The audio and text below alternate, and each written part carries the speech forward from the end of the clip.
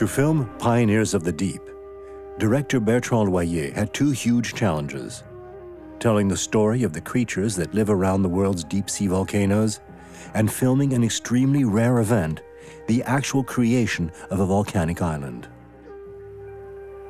To succeed, he needed a number of mechanical and human allies, a team of volcanologists to track and decipher the underwater volcanic activity, and cameras capable of being sent into the dark, icy waters of the Pacific Ocean where the action takes place. After 3 years of preparation alongside oceanographic research teams from Japan and the United States, LOYER's crew asked for their help to take cameras deep underwater. The first to agree was JAMSTEC, the Japanese Agency for Marine Earth Science and Technology. For several weeks, they were on a mission to collect samples south of Japan.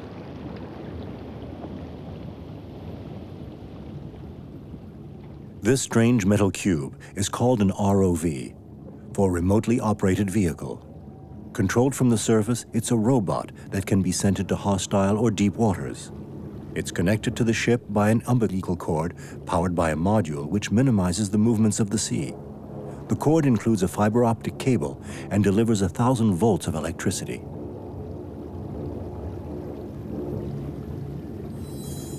This ROV, known as Hyper Dolphin, is the pride of the JAMSTEC agency.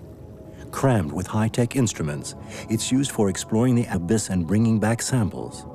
Any new specimens that the scientists discover are sucked up using this pump and stored in an aquarium on board the ROV.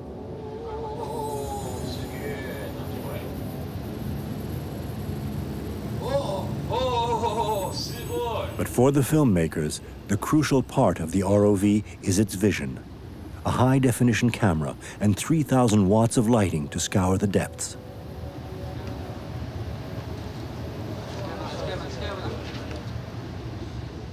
As they approached the acid waters of Hatoma Knoll, the scientists focused on an ecosystem that survives in total darkness. Here, they discover an oasis swarming with blind creatures, alvin shrimp. Thanks to their large numbers and their habit of roaming from one source of hot water to another, these simple shrimp are soon to become the stars of the film.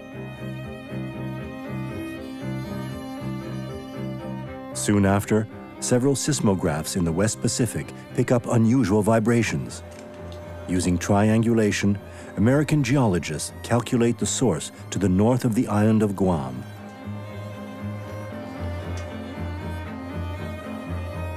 With the assistance of the Woods Hole Oceanographic Institute, the research vessel R.V. Thompson sets off. This time, the ROV is called Jason. It is sent 600 meters below to examine the source of the explosions.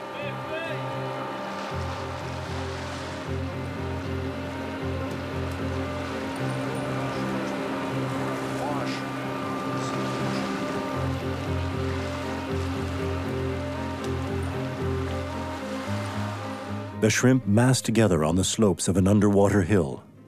Clouds of sulfur appear in the water.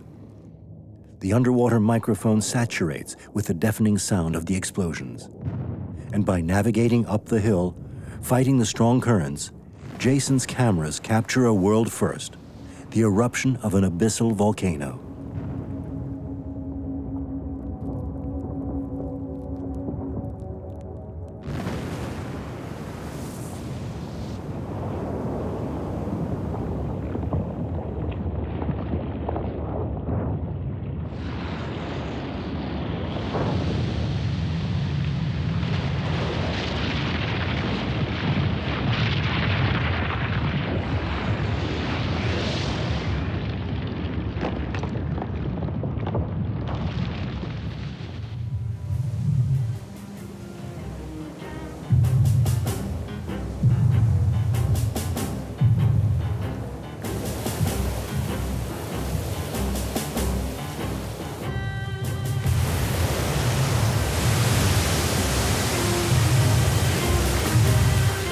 Despite this success, discoveries such as these reveal the scale of our ignorance. Mankind has mapped a mere 5% of the world's seabed.